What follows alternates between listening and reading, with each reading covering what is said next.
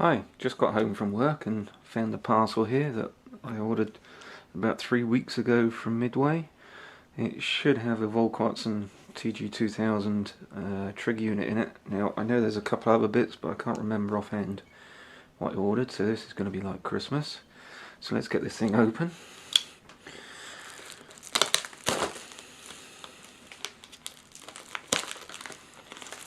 Well, they certainly didn't want this to come apart in transit, did they?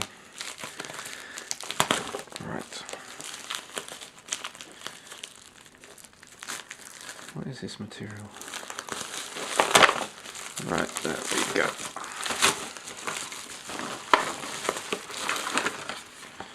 Alright. There's one nice looking trigger unit. Oh yeah, charging handle in red. That should match the stock. I'll cover a separate video fitting that. And some slip 2000. Right, let's get this trigger unit open.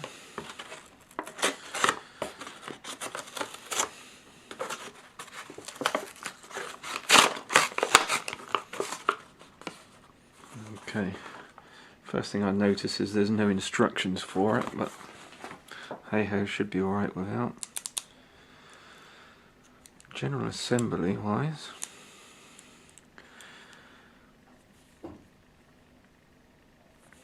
certainly feels nice and solid. Extended magazine release there. I think that's an auto bolt release.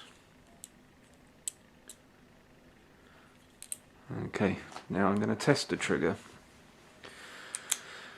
So just check that's cocked. Now I normally keep my finger quite close there because you don't want this hammer to swing right the way forward because it will hit this mechanism here and the springs could fly out. But you know, if you want to test the release on it, just keep your finger there, squeeze the trigger gently, and yeah, that's firing.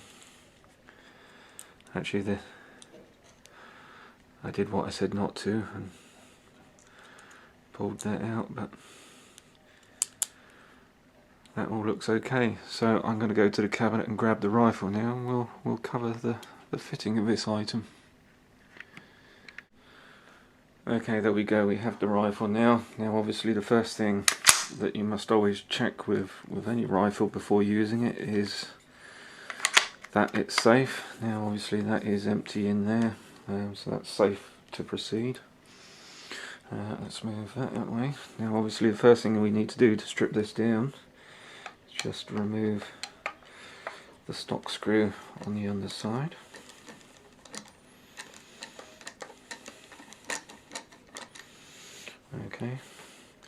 Okay, that's loose enough, so the barrel assembly is now loose. What you need to do to get the rest of the rifle out, let's just move the camera a second, is the safety here needs to be moved halfway, so halfway between safe, halfway between fire. That creates enough space for that safety to come out. Now this brings me to one other small point first.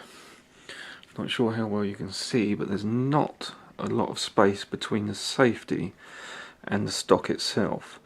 Now the VQ trigger unit apparently has a larger safety button on it, so that may mean having to modify the stock ever so slightly for that to work, but we'll find out very shortly.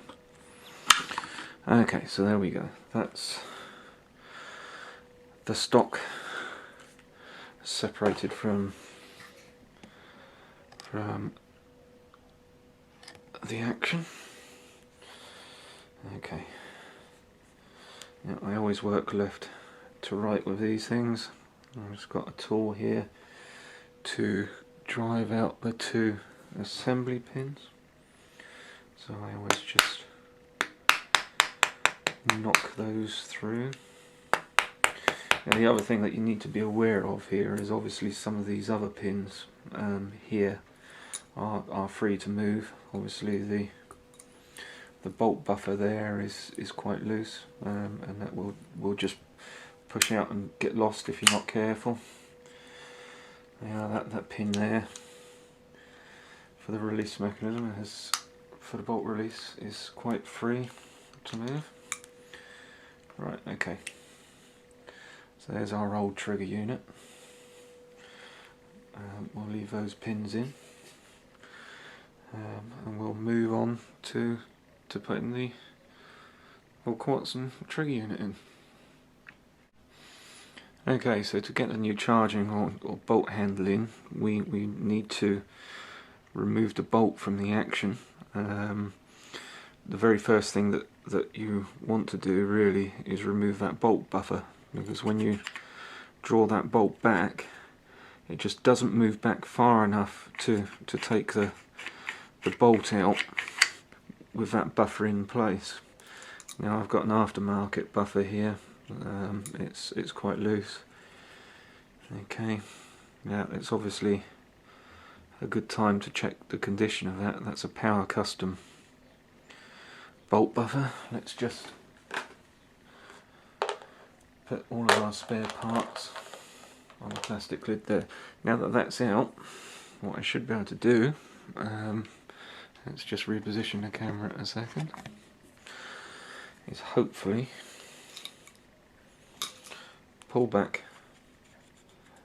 on the charging handle, place a finger on the front of the bolt, and by pulling that back as far as it will go, you should be able to get your finger underneath it and pull out the bolt.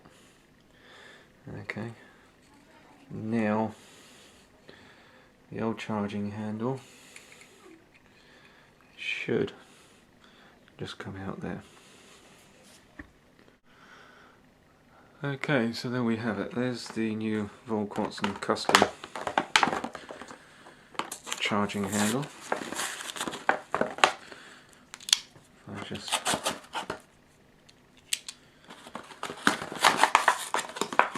okay, I went for red because it's extended, and I went for red because obviously that will mix in quite nicely with the general coloration of my stock. Now let's have a look at putting this back together. So we go in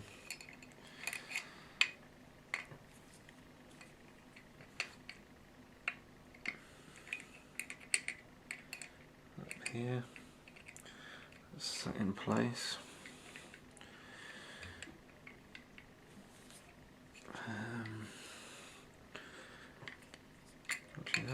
That spring feels really tough. Okay, it's a moving part. I'm just going to put some slip 2000 on that whilst I've got it open, just as well.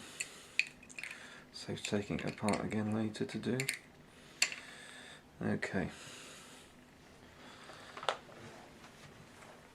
Now placing this back in is going to be virtually the reverse of taking it out. I have covered this with a bit of slip 2000. I figured that whilst it was apart, I'd just as well give it a clean and lube. So let's have a look at getting this bolt handle drawn back a bit. Okay.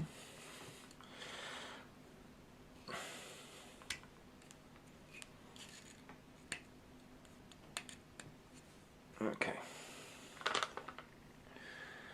And then we want to slip that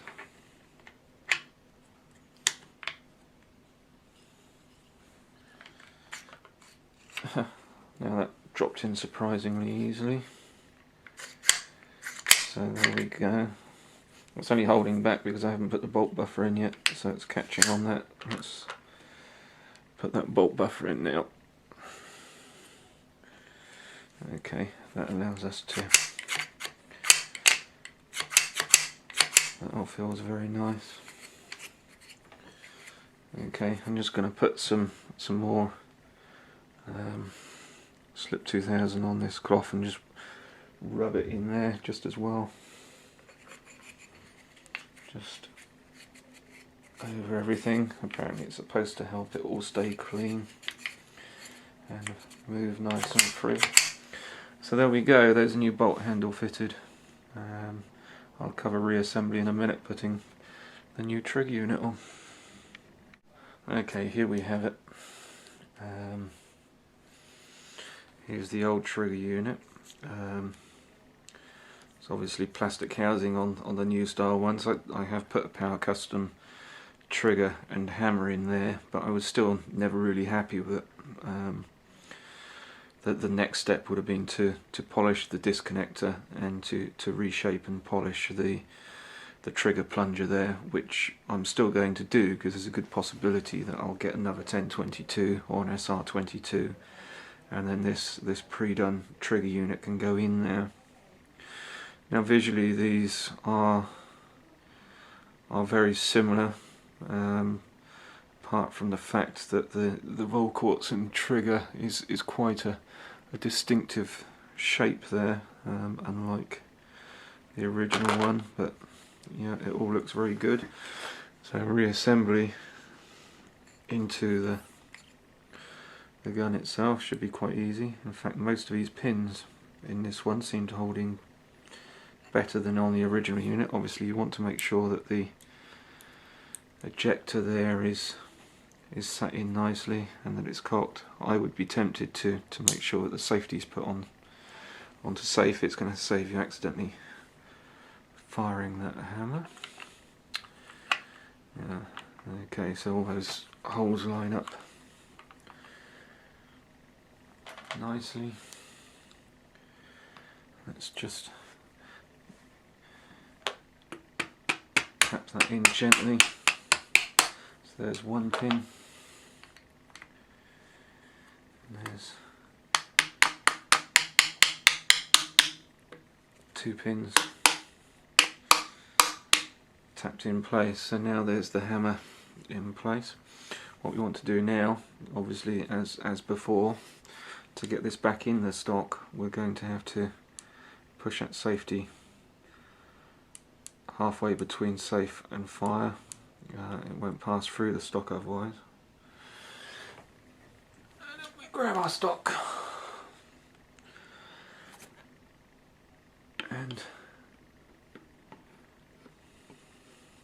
oops, bolt buffer's coming out slightly, so realign that. Okay, so drop that in back into the stock.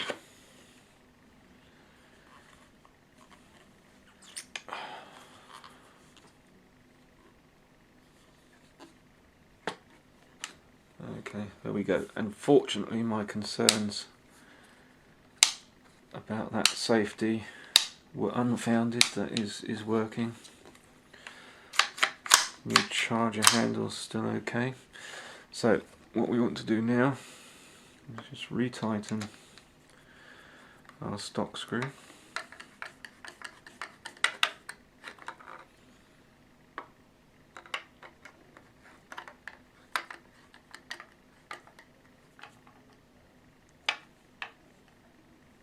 Okay, that's nice and tight, no wobble. Now we just want to test the bolt hold open.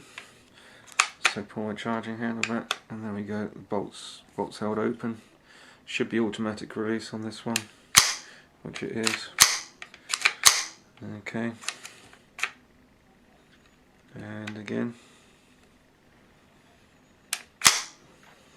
Now I'm going to do something that you shouldn't do too often. I want to obviously check that this safety works, so that should be on safe now. If I gently squeeze that trigger there, okay, that's quite solid, it's not going anywhere and it hasn't fired. Okay, flipping the safety over, just very gently squeezing that trigger, and there you go, it has fired, and that was quite a nice smooth operation there. So there we go, all back together and working.